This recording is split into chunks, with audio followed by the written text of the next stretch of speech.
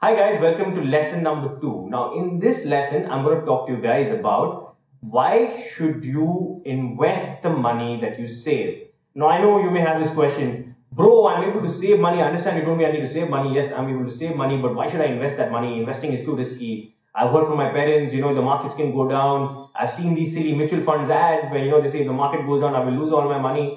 Why should I invest all this precious money that I've saved, bro? I get it, right? It's your hard-earned money and you've now finally decided that you should learn to save money and you've managed to save some money, and why should you invest it? You should keep it very, very close to yourself, right?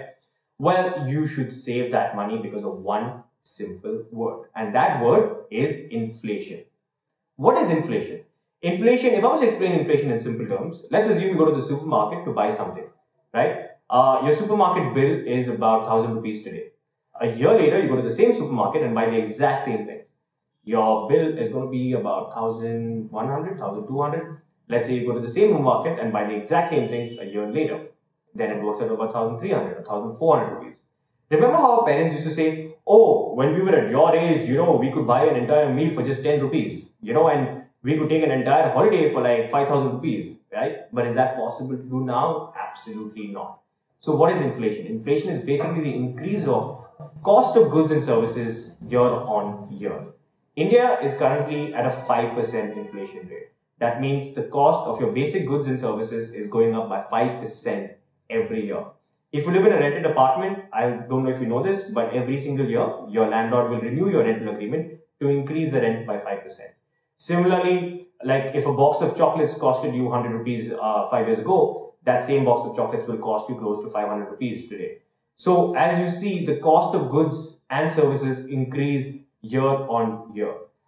Now, if you were to save money and keep that money saved and not invested, the value of that money actually decreases over time. Not in reality, like for example, if you have a 100 rupee note, it's not like in 5 years time that 100 rupee note will magically become 50 rupees. It'll still remain 100 rupees. But what you can buy with 100 rupees today, 5 years later, you won't be able to buy the same thing with that same 100 rupees. So that inherent value of that 100 rupees decreases over time.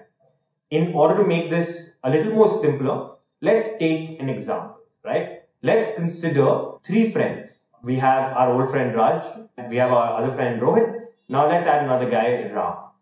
Both of them have 1 lakh rupees today, right? Now Ram is an old school kind of guy. He's like, I don't want to invest this money. This is very precious to me. I want to keep this in cash. Ram decides to keep 1 lakh rupees in cash with himself. Now, the second guy, which is Rohit, decides that he's going to put 1 lakh rupees in his savings bank account. Now, the savings bank account gives you about 3.5% interest every year. But Rohit is very comfortable because it's in his bank account and nothing can happen to it, right? Now, we have our old friend Raj. Raj decides to take this 1 lakh rupees and he decides to invest that into, let's say, mutual funds. Now, at the end of 20 years, let's see what has happened. This is the value of Ram's money.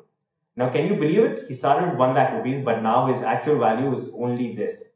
Why? Because inflation is 5% year on year.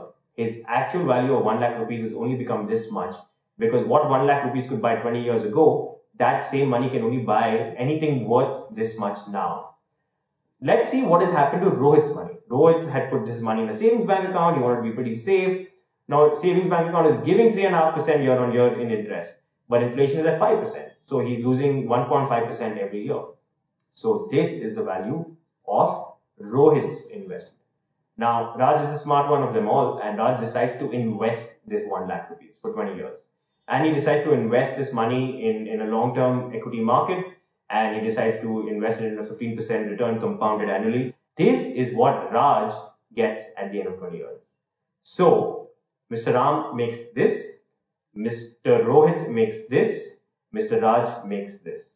As you can see, Ram wanted to keep cash, Rohit wanted to keep it just in the savings account, but Raj decided to invest that money. Now can you see why you need to save money, but not only save that money and invest money? It's as simple as this. You need to beat inflation. Ironically, some of the best saving instruments in India, like even a fixed deposit, cannot technically beat inflation. Why? Because a fixed deposit, you need to pay taxes on the interest. So, in order to beat inflation, you need to save money and you have to invest money. I hope the first two lessons have solved your broad questions on A, why should I save money? B, why should I invest money? Well, you should save money because of inflation and you should invest money because it compounds. If you save money and you invest money, then you're doing that magical term, which is you're making money work for you. If you save money and invest money, then you're finally listening to what your rich dad is saying, which is making money work for you. In the next lesson, I'm going to talk to you about how to get into the psychology of saving and how to actually trick your mind into saving money. Hope to see you guys there.